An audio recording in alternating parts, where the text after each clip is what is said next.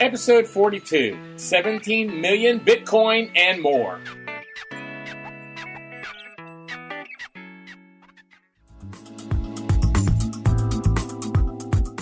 Interested in Bitcoin? Bitcoin is a very vague concept to a lot of people. Need to know more about cryptocurrency? We're going to talk about the basics. This is something that people just have no idea about what crypto is. How about buying, selling, and mining? Tony, I think that's one of the things that's going to make us a little different from some other shows. We're getting our hands dirty. Then listen to Gary Leland and Tony Sakala, better known as the Crypto Cousins, on the Crypto Cousins podcast.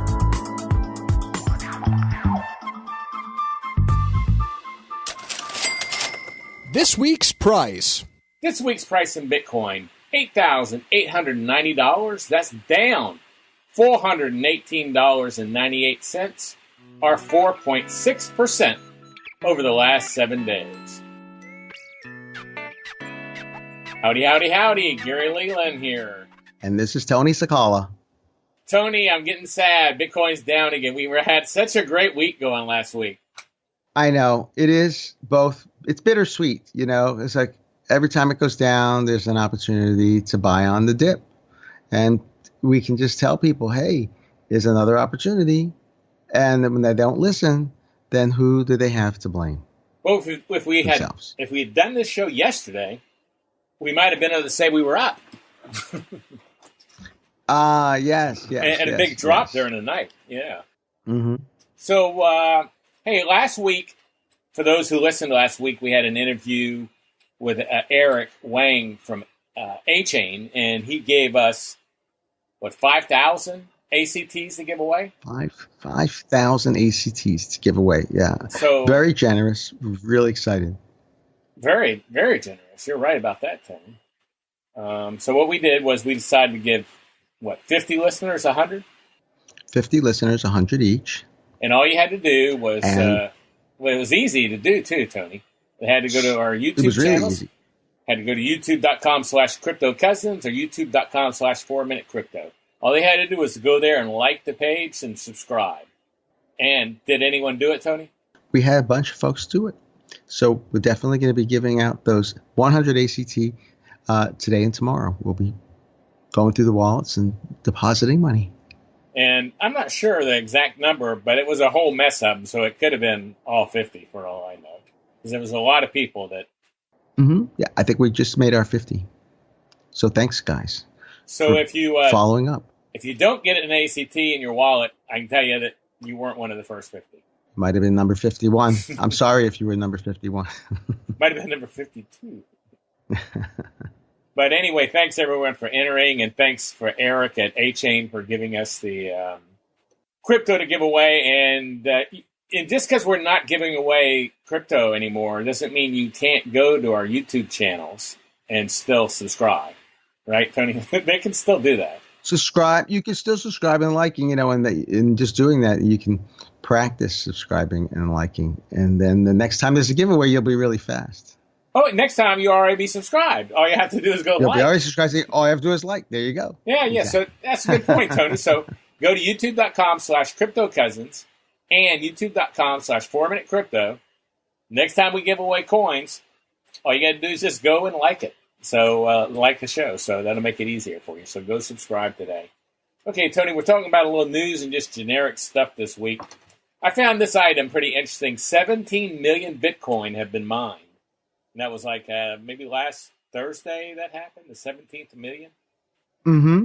It was a big milestone, a really big milestone.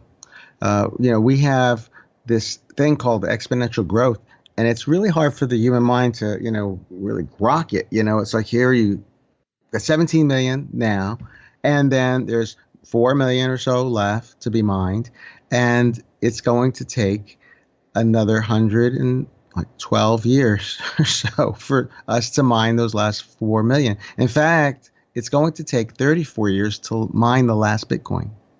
Are you kidding me? No. When there's one left, it'll take 34 years to mine the last Bitcoin. That's how it works in exponential growth. We have this, curve. Explain the exponential growth to me. So every 4 years, there's this halvening, So started out with 50 Bitcoin every 10 minutes. Then we went to 25 Bitcoin every 10 minutes. Now we're at 12 and a half Bitcoin every 10 minutes. Then we're going to go to 6.25 Bitcoin every 10 minutes. Another 4 years after that, 3.125 Bitcoin every 10 minutes. Because Bitcoin is divisible into 100 million Satoshis, you're going to soon be mining fractions of a Bitcoin every 10 minutes. Oh, I didn't know that. So there'll be a point where you won't even be getting the whole Bitcoin every 10 minutes. You might be getting half of it. I never thought about that. Mm-hmm. So you go, so 6.25, 3.125, and then whatever's after that to keep dividing. And so soon we'll be under 1 Bitcoin for the mining. And then that last Bitcoin is going to take 34 years. So you start to think about the math that way. You're like, okay, now if Bitcoin is going to hold its value and people are going to bother to mine, I mean, the whole mining thing would just dry up. If you were just going to get a fraction of a Bitcoin and Bitcoin wasn't worth hundreds of thousands of dollars, no one would bother mining it. So it's built in. So that's what John McAfee is saying when he says that when he starts at the $1 million mark and works backwards, he says, it has to be worth that much because all the processing power that's we put into getting it. Exactly. And because it comes up slowly, so people are continuing to find the value in it, and the growth happens slowly, and the mining continues. And so it's a really interesting mathematical curve. How Satoshi Nakamoto figured it out, I don't know, but it's really smart, and it's the creation of sound money.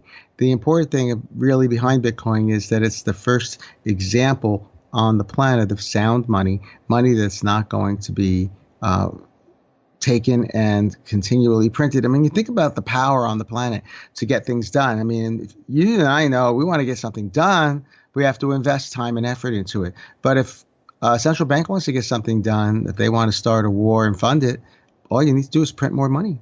It's a temptation that's just hard to resist. Right.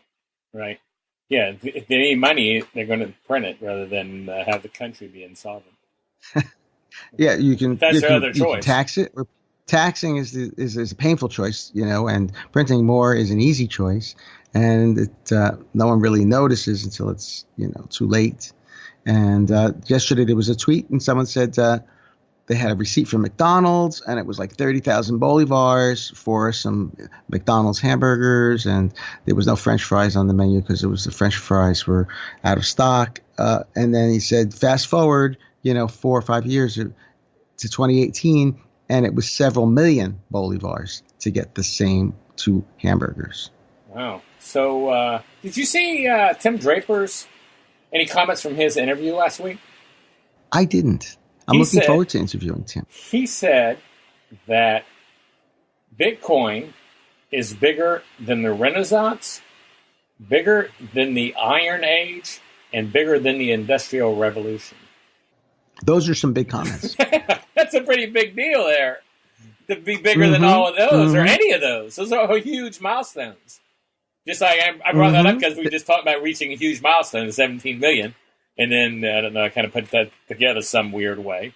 I'm so stuck on the idea that there's going to be fractions, that people will be mining Satoshis instead of whole Bitcoins. So when people go right now, Tony, people go, gosh, I can't afford a Bitcoin. I really wish I could afford one.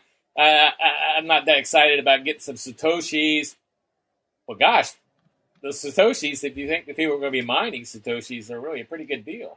That's what I've said all along. When I turn to people and they say, I don't know about mining anymore. And I say, it's because you're thinking in the wrong mode. You're thinking in dollars.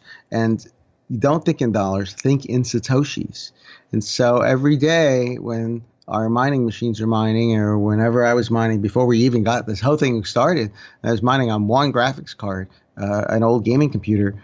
I was looking, hey, I'm making 10,000 Satoshis or 20,000 Satoshis. Doesn't seem like a lot, but when Satoshis are worth pennies or dollars, relatively speaking, then that's a lot of money to be making each day. Yeah, for sure. I think the last time a milestone, round million mark was like 2016, Mm-hmm. And there's only like 14% or 16% of all Bitcoin left. I mean, it's all been mined, but 14 or 16%. Yeah, I mean we've lost a bunch, and so that has that adds to the value as well. I mean, some of it has just been lost forever. Like that guy's laptop that's lost in the landfill. Right, right. Or people who bought Bitcoin and don't know where they put it, don't even know where it's at. They have lost their private keys. Yeah, yeah. A lot of people lost money. Well, there you go. That's a milestone that we've reached. 17 million Bitcoin have been mined, and I'll have the article in the show notes, a link to the article on bitcoinist.com. Hey, we got a message this week, Tony, from cousin Benny, and I don't understand what he's talking about at all. So Benny and the Jets. Benny and the Jets. But if you want to call us with a comment or a question, call 747-777-9471. It's 747-777-9471. But let's listen to this message from cousin Benny. Hi, guys. This is Benny from New Hampshire. I had a practical question for you. Hope you can help me out. So I'm a newbie to crypto and blockchain technology and whatnot. I had bought Bitcoin a few years back, and I traded one in for another cryptocurrency, Litecoin, but I don't have the record for it. So I have blockchain.info, and I use that as my wallet, for my Bitcoin wallet. But I'm not sure exactly what exchange I used. I probably signed up for another one at the time to make the transaction from Bitcoin to Litecoin. And so I obviously have the wallet address where I sent it, but that's about as far as I can get.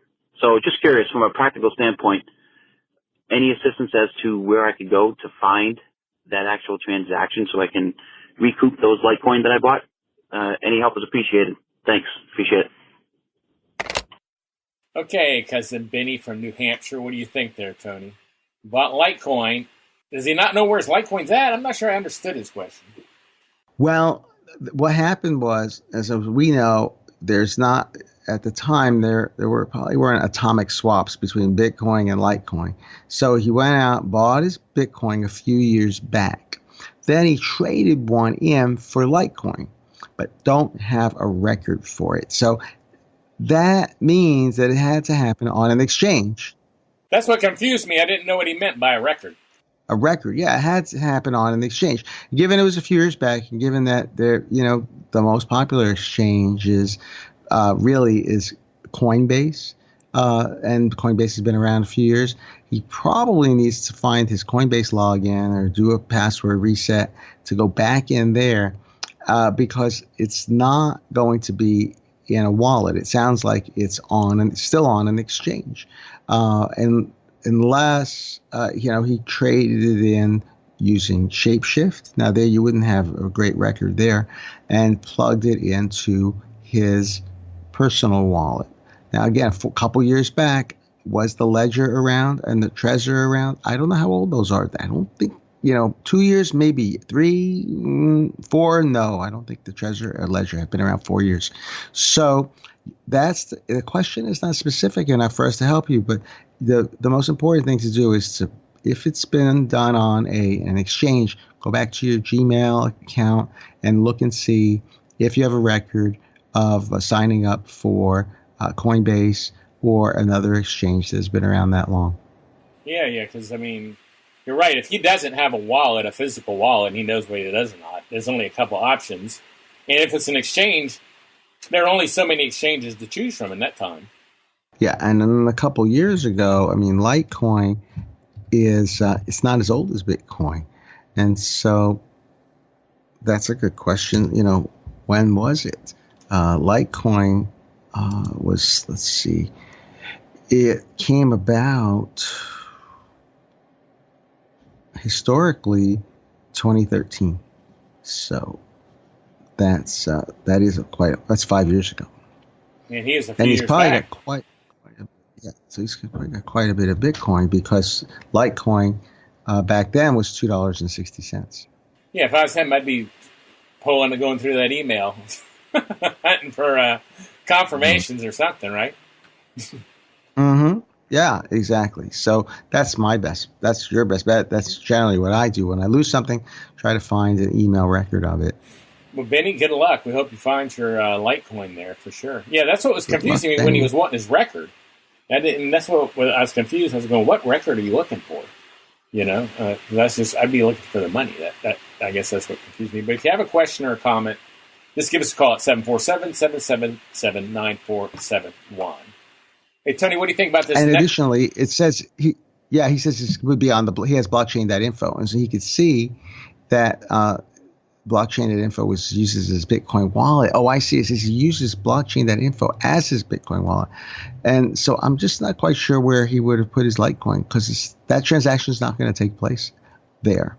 So we're a little confused as well. Yeah, so this was probably not a good Call question back for us. Cousin Benny with more details. Yeah. Okay. What do you think about this next article? France. I thought this was pretty cool. They're reducing the capital gains rate from 45% to 19%. I thought that was interesting, too. You know, France is not generally seen as a leader in the financial world. So I'm a little surprised by it, actually.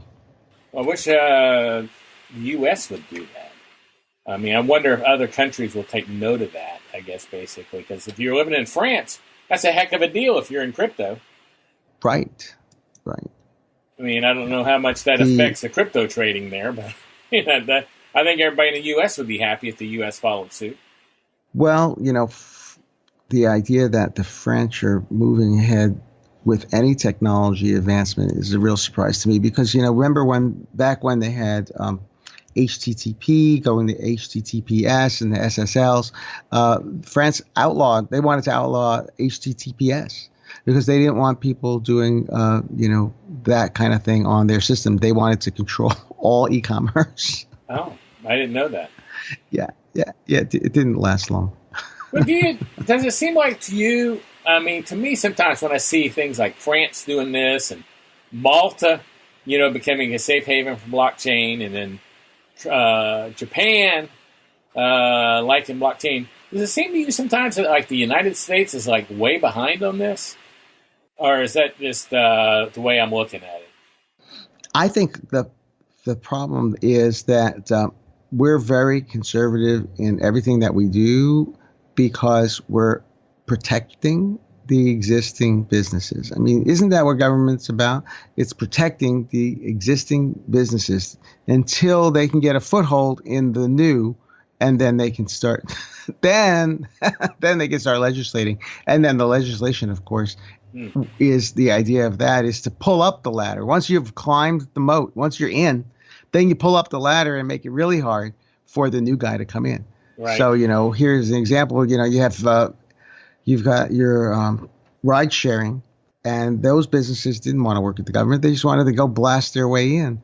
But once you have your technology in place, then you want to make it hard for the new guy to come in. That happens in everything, though, Tony. I saw where even funeral homes, you know, like all the existing funeral homes got together and they passed laws in the States where you can't, like, open a funeral home unless you do this or do that or do this. And it's so expensive that no one can open a new funeral home. So only the funeral homes that are in business, and they get the same percentage of business, but from an ever-increasing population. Like I saw these monks. Exactly. These monks at this monastery were making coffins because they got lots of time, I guess, you know, after they're praying. They don't watch a lot of TV or stuff.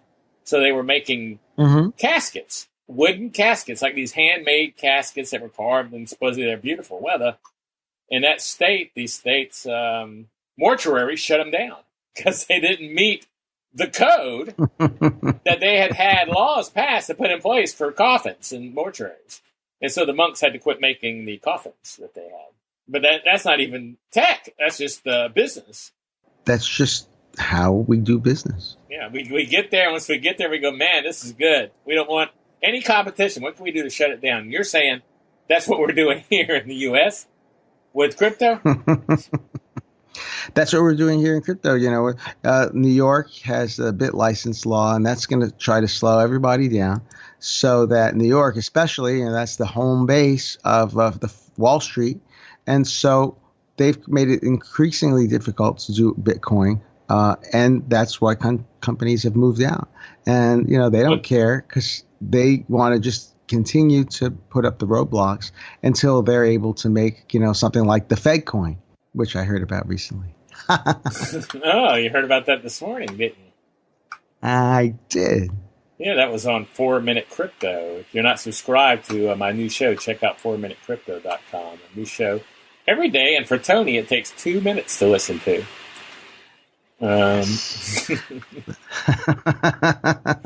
Tony listens to all his podcasts at twice the speed, right? And it's only 4 minutes to begin with. Hey, let's go to another email. We got an email here from Cousin Christian. Hey, cousins, my understanding is that you owned Bitcoin before all the hard forks occurred. Then you have some of the forked crypto as well. Is that true?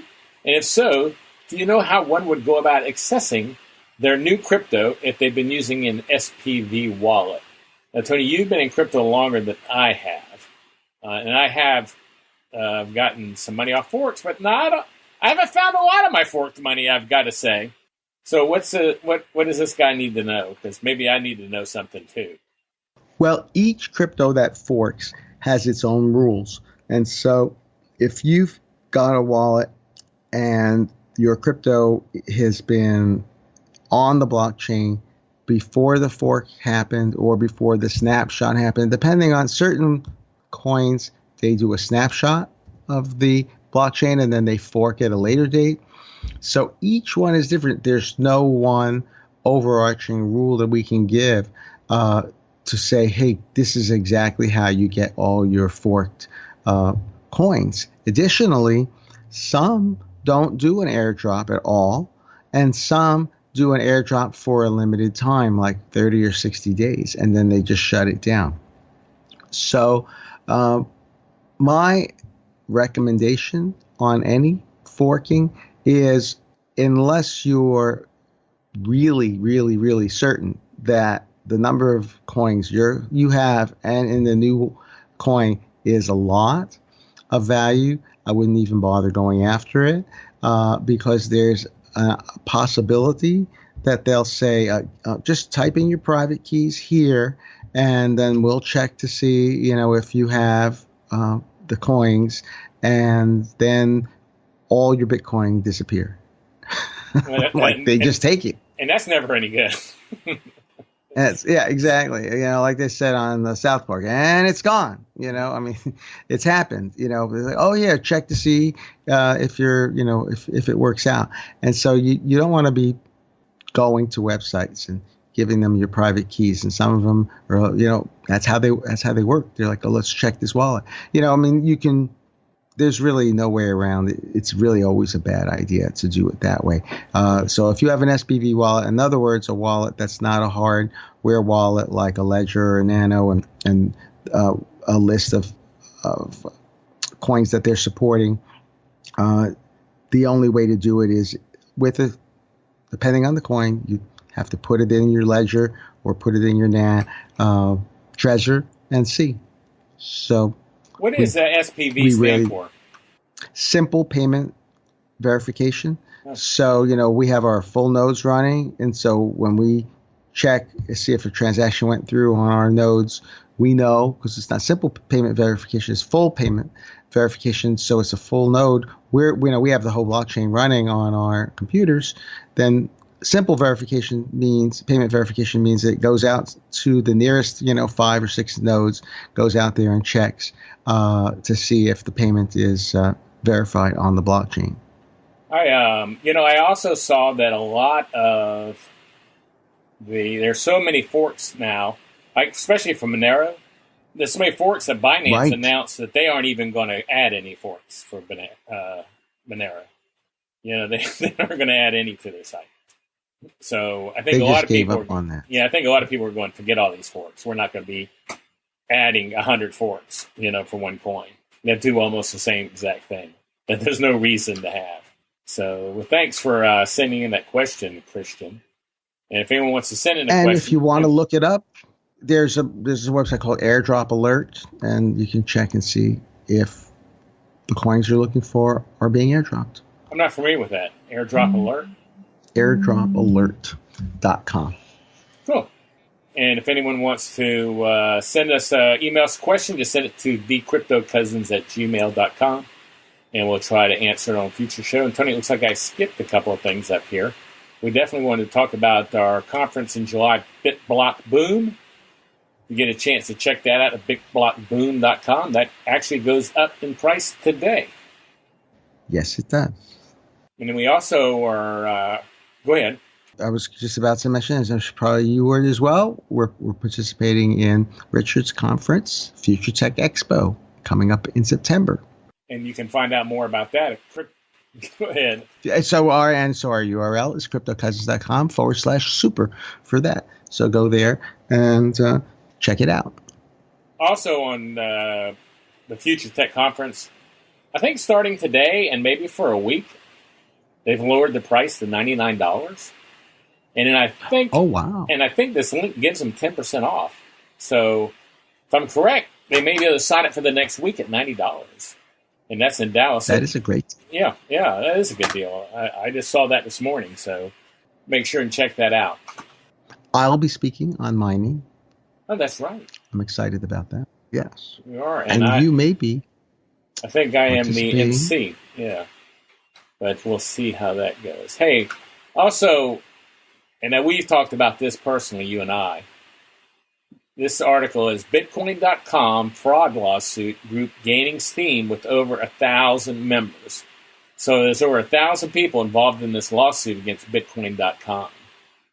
Bitcoin.com. Now, why would they do that? Isn't that a great website? Isn't that like helping to promote Bitcoin to all new people? Just like the Twitter site is. Bitcoin, the Twitter site. And, you know, I heard an interview with Chris Coney, he was on our show not long ago, did with, who's the guy who says he invented Bitcoin now? Oh, Bitcoin, the fraudulent Satoshi, what do they call him? Yeah. Fake Satoshi. Craig Wright. Craig Wright, is that his name? Craig Wright, yes. I heard an interview with Craig Wright about this, and he just kept going on and on and on, how they're not fooling anyone, how it is Bitcoin, da-da-da. And I was like, oh, my gosh. And Chris is like going, I don't really see that. I mean, basically saying, I'm not trying to be rude, but I don't see how you can say any of this. And, you know, but people, if I was like new and said, I need some Bitcoin, I want to get some, I would go to Bitcoin.com, I think, would be a good chance. I'd search Google, Bitcoin.com is going to come up. I go, there's the official site. I go there, and they have Bitcoin there and Bitcoin Core. And Bitcoin Core is Bitcoin as we know it. And I go, I don't know what this Bitcoin Core is, and it's real expensive. But, here's Bitcoin. It's only around $1,000. I'm going to buy some. But then I'd find out I had Bitcoin Cash, that I didn't have Bitcoin. And I would be pretty upset, especially if I spent like $10,000 or something on it. Especially if Bitcoin, then we go into hyper Bitcoinization, and Bitcoin's price goes really, really high, and Bitcoin Cash goes away. You'd be really, really, really upset. Yeah, if you were someone who just bought it and said, I'm just going to buy some of this and hold it for a couple of years and not keep up with it. In a couple of years, you hear Bitcoin's worth $100,000. You go, great, I got 10 of these. And you go look, and you go, Bitcoin Cash, what the, these aren't what I bought. You'd be kind of upset.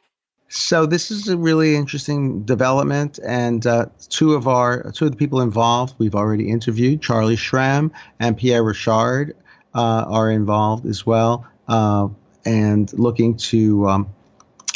They've created a dedicated Telegram group, and pulling together information about that and helping people to raise awareness. So. I don't understand how this lawsuit can really happen, though, since the name Bitcoin is not copyrighted. I mean, I'm kind of confused. Well, the idea is that it's fraud. You're fraudulently using the word Bitcoin instead of saying to people, we are a fork of Bitcoin called Bitcoin Cash. They just call it Bitcoin. And instead of changing the address format, which most forks do, they kept the same address format so that people could they could try to send Bitcoin Cash to a Bitcoin wallet by accident and lose the whole thing. Oh, now that would be very upsetting. So that's probably added to the amount of lost Bitcoin. Oh, absolutely. Which is So good yeah, for they have a us. selection. Yeah, the articles, right? The articles has a selection of testimonials and it talks about I, people who bought Bitcoin Cash. They thought it was the real Bitcoin. yeah, I would be very upset if I sent my Bitcoin to a Bitcoin wallet and it turned out it was Bitcoin. Yeah, there's a lot of reasons to be upset here. I really don't see why you would do that if you were just like going, you know what, we've got this coin we think's better. Why you would want to do things Right. that would cause people to lose their money. You go, I don't want anyone losing their money. I mean, that's how I would be. I'd be like, yeah, let's make sure people aren't going to lose their money by sending it to the wrong wallet. I want them to know ours is better instead of going, oh, we're going to like make them think ours is the same thing. I mean, I don't even understand the whole purpose of it because the name Bitcoin's established. You know, I mean, there it is. There's this thing over there. Let's call this now Bitcoin. Let's confuse. I just don't understand the purpose of that. You know, why you just wouldn't say we're Bcash. Well, I believe that the idea is to try to usurp the name Bitcoin and have people believe that Bitcoin Cash is, they said it regularly, is the real Bitcoin. And so basically it's a stealing of the trademark, if there was a trademark, of the business name. And so it requires people to think a little more clearly. And it's probably a good thing because people don't think too clearly about their money in crypto. They're just like, oh, let me just buy something. And they need to do the research. They need to really understand which Bitcoin is which. Look, there's Bitcoin Gold, there's Bitcoin Universal, Bitcoin Infinite, Bitcoin Diamond. I mean, there's a lot of Bitcoins. Bitcoin X. You know, so those coins haven't been so aggressive in jumping on the Bitcoin name. Roger has been buying up, you know, Twitter handles and all kinds of web addresses and web properties, and you know, basically aggressively going after Bitcoin and aggressively demeaning the people who work on Bitcoin Core and trying to confuse people. And you know, I don't, you know, why he does this, what type of person he is, what type of psychology is going on in his mind. I'm not going to go there. I don't know the why. All I know is that it's happening, and it's gotten people very angry. And at this point, they're, you know, just looking to find a way to strike back. And so they're going to reveal the lawsuit details soon, according to the article, as soon as everything's filed, and they're going after them in. The website is in some sort of Caribbean island. Where is the web? Oh, yes, the Caribbean nation of St. Kitts and Nevis. So what is the conspiracy theory you told me the other day about China? Oh, well, I mean, look, Roger and Jihan Wu conspired to create a new coin called Bitcoin Cash. And Bcash was directly taking the mining power, the hash power from Bitcoin in November when they turned it on. So, you know, here we have the miners under the control of this Chinese company, Bitmain. And, you know, if you could control the hash power and basically turn it all off for Bitcoin and move it over to Bitcoin Cash, there was this idea that maybe you could damage Bitcoin and it would lose its value. And that didn't happen, of course, but it was definitely an attack, direct attack on Bitcoin at the technical level, at the mining level. So would you say that's the biggest attack to date on Bitcoin? I would say so. This is an ongoing attack. So that was the technical attack. Now we've got the PR. We had the Twitter account get taken away from Roger. Then it went to some random person in Turkey. Then Roger got it back. I mean, it's a real big drama. You know, it's almost humorous if it wasn't so evil and deceitful. I still think it's weird that he got it back. I mean, you and I wouldn't get it back. I know. I mean, right? Yeah, if it happened to us, we wouldn't get it back. Yeah, it'd be gone. They say, it's happened too late. You know, well, we tell that other guy. Yeah. Yeah. Do you think you think Bitcoin had to pay a lot of money to be the next one that went on Coinbase when that happened? Because there were a lot of people wanting to get on Coinbase, and they just came out of the blue. I mean, where other coins were already established, There's a lot of established coins, right? Couldn't get on and Coinbase, then Bcash went and they come right out with on there. Mm-hmm. brand new, and they're on there. So, I mean, I don't know anything about it. Well, I think, look, you heard it here first. There could be a day when Coinbase says, you know what, I think we're not going to list Bitcoin anymore. I think we're just going to do Bcash, Litecoin, and some of these other new fun coins like Ripple or something. I don't know. I'm not saying Ripple's going to be on Coinbase, but, let's not make the assumption that they're going to keep Bitcoin forever. Why do you say that? Because we've seen, because the actors involved, the people who are working at Coinbase, they're heavily promoting Ethereum. They're heavily promoting these new coins, and they have this new approach. They're actually working on a new Bitcoin wallet and a Bitcoin protocol. So it runs side by side with Bitcoin Core, but they say it's easier for wallet development. It's easier for their business motives to use to do wallet development that helps them, but they're not in their integrity, and their goal is not to make Bitcoin a better technology. Their goal is to create new wallets and new technologies that make more money for them. So I don't trust Coinbase as far as I can throw them. There you go. If I could throw them. There you go. And also, just make sure everybody knows, because we haven't mentioned it earlier, Tony and I are not financial consultants or legal people. We're just two guys talking about crypto. So do your own due diligence. This is our... very opinionated. Yeah, very opinionated. We have opinions, but and that's fine. Everybody has one. Yes. Everybody has one. Well, Tony, anything else you want to add? Because we're not doing that bad. We're only 8 minutes over our time period. We're really not doing that bad. Anything else you want to add to today's show before we get out of here? Well, we're looking forward to our conference in July. We're looking forward to meeting our cousins in person, and if you're in the Dallas Metroplex, come look us up. We have a meetup. We meet up regularly. We don't have one on this calendar for May yet, but we love meeting you guys in person. Yeah, if you're in Dallas-Fort Worth, just go to cryptocousins.com/meetup. And you can join our meetup group to make sure that you're notified the next time we have one. And make sure, and however you listen to this show, whether it's iTunes or Google Talk, whatever it is, Android, hey, how about go and give us rate us, give us a ranking and a review. We'd appreciate that a lot. That helps us out more than you think. Tony, I've enjoyed it. Unless you have anything, I'm going to cut this off because I got some work to do here. All right, I think we've done it today. There's a lot of things brewing in the cryptocurrency world. There's a lot of conspiracies going on. It's very interesting to see as the price goes sideways. It's not as exciting. There's no doubt about it. That seeing it just fluctuate between 8,000 and 9,000, and 8,000 and 9,000 is not that much fun.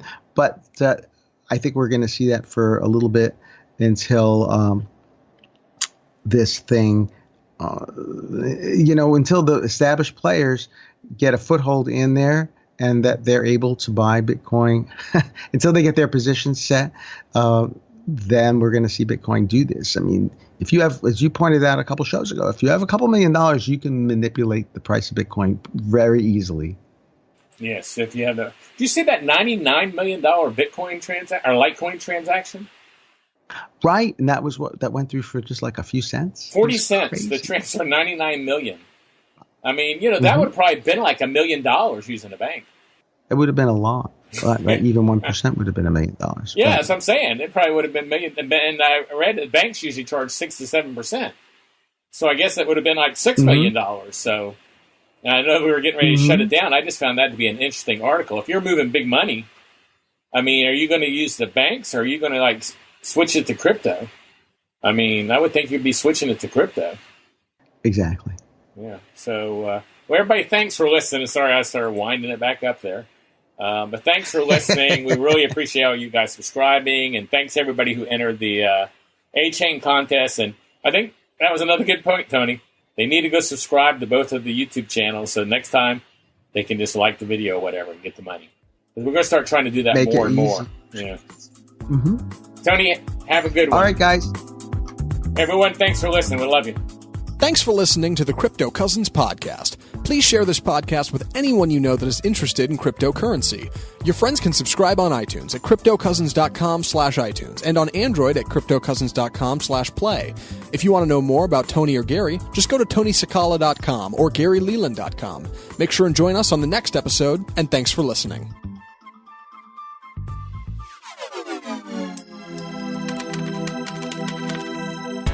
The Crypto Cousins podcast and information in the podcast are not intended as investment advice. Cryptocurrencies are risky. Never invest more than you can afford to lose. Always seek professional advice before making any investment. Investing in Bitcoin and other cryptocurrencies may present tremendous risks. Please understand that you are using any and all information available on or through the Crypto Cousins podcast at your own risk.